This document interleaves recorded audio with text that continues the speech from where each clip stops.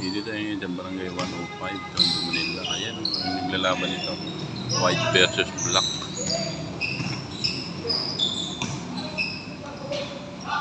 Ang referee nito, sarili nila. Wala sila binabayarang referee.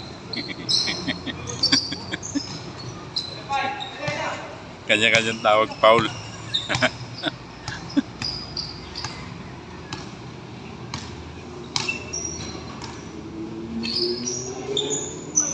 Oh, fountain.